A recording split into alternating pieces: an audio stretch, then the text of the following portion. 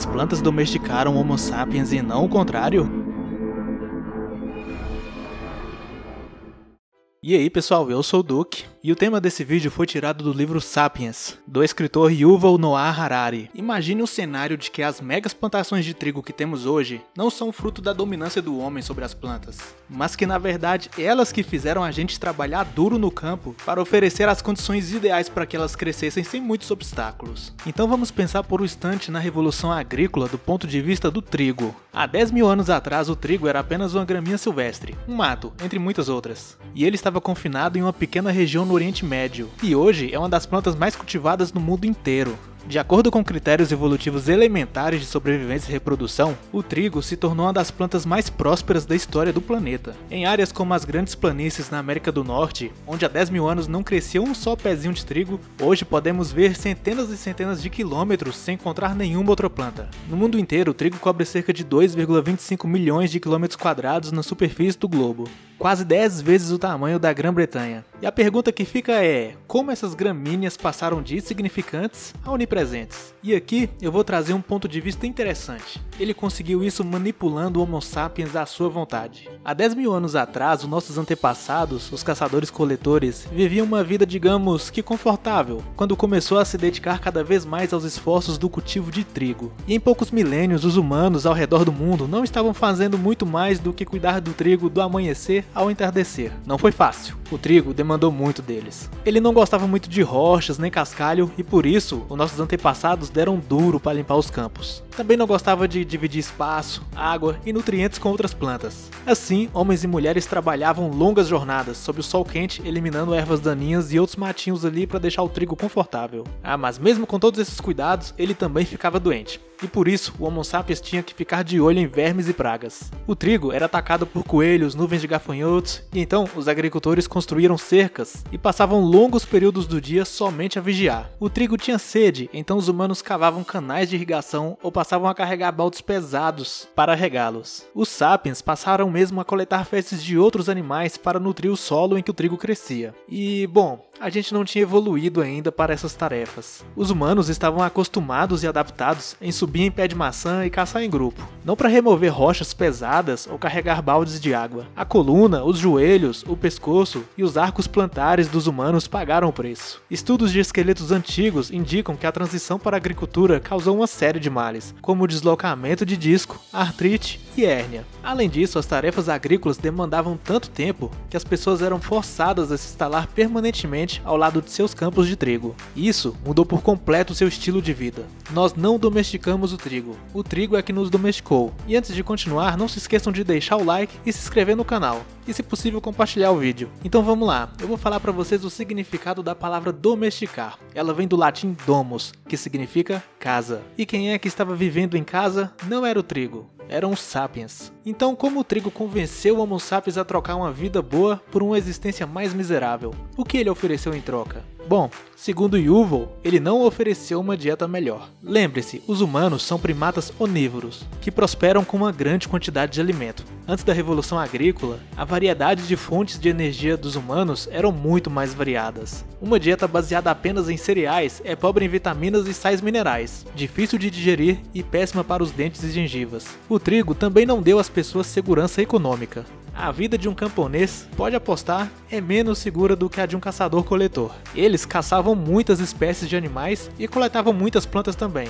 Portanto, conseguiam resistir a muitos anos difíceis mesmo quando não tinham estoques de alimentos em conserva. Se uma espécie se tornava menos disponível em um certo período, os Homo sapiens poderiam apenas caçar outra espécie, ou coletar frutas, ou simplesmente mudar de lugar e ir para o lugar onde tivesse mais alimentos disponíveis. Até bem recentemente, a nossa sociedade ingeria uma variedade muito pequena de plantas, e em muitas regiões tinham apenas um único tipo de alimento, como por exemplo o próprio trigo, a batata e o arroz. E bom, se tudo não corria como planejado, vários camponeses chegavam a morrer de fome. Então, será que o trigo pelo menos poderia trazer uma segurança quanto à violência humana? A resposta é claro, não.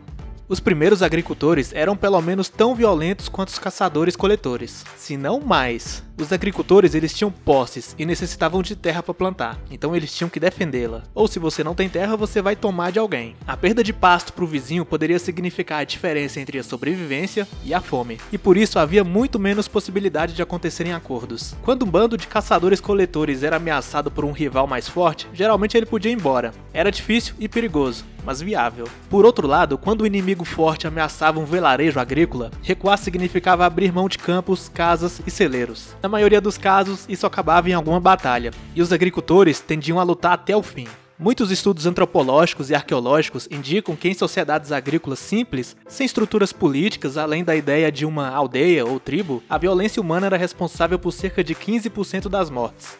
E era responsável por 25% das mortes masculinas na época. Na Nova Guiné de hoje, onde é possível ainda encontrar sociedades tribais agrícolas, para pegar um exemplo atual, para ilustrar talvez um pouco do que acontecia antigamente, na Nova Guiné de hoje, a violência responde por 30% das mortes masculinas, em uma sociedade tribal agrícola, os Danes. E se a gente for olhar para a tribo Enga, corresponde a 35%. No Equador, possivelmente 50% dos auares adultos encontraram uma morte violenta na mão de outro humano. Com o passar do tempo, entretanto, a violência humana foi controlada pelo meio de desenvolvimento de estruturas sociais maiores, cidades, reinos, estados, mas até que essas estruturas se tornassem realmente eficazes, levou milhares de anos. Porém, a vida em comunidade certamente trouxe alguns benefícios imediatos aos primeiros fazendeiros, tal como a melhor proteções contra animais ferozes, chuva e frio. Porém, para o indivíduo médio, as desvantagens provavelmente eram mais significativas do que as vantagens. Segundo Yuval, é difícil para a gente hoje compreender isso tudo.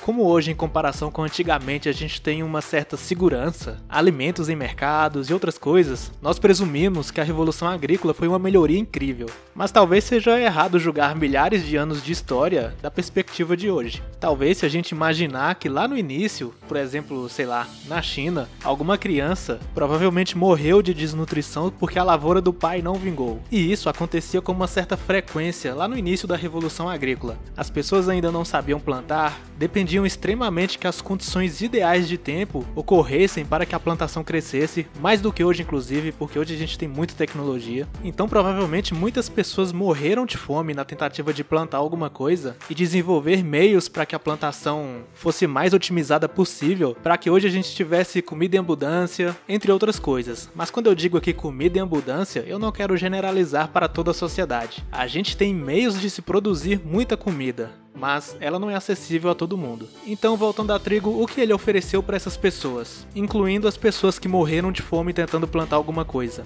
Não ofereceu nada para essas pessoas quanto indivíduos, mas concedeu algo ao Homo sapiens enquanto espécie.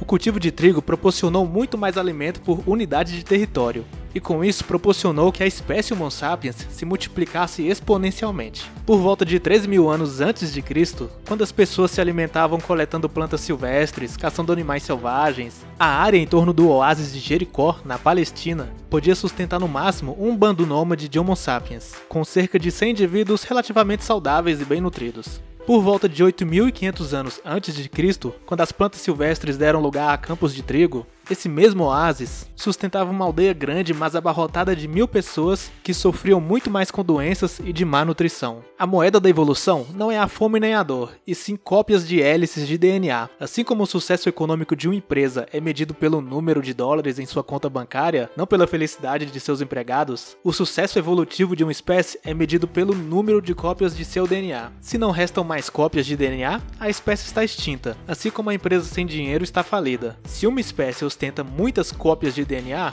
é um sucesso, é uma espécie que prospera. Em tal perspectiva, 1.000 cópias é sempre melhor do que 100 cópias, né? E essa é a essência da Revolução Agrícola, a capacidade de manter mais pessoas vivas, porém em condições piores. Mas por que indivíduos deveriam se importar com esse cálculo evolutivo? Porque uma pessoa em sã consciência reduziria o seu padrão de vida só para multiplicar o número de cópias do genoma do Homo sapiens. Será que a Revolução Agrícola foi uma armadilha? Bom, o Yuval aborda esse tema também, porém esse fica para um próximo vídeo. Até mais galera, e confiram aí os outros vídeos do canal. Valeu!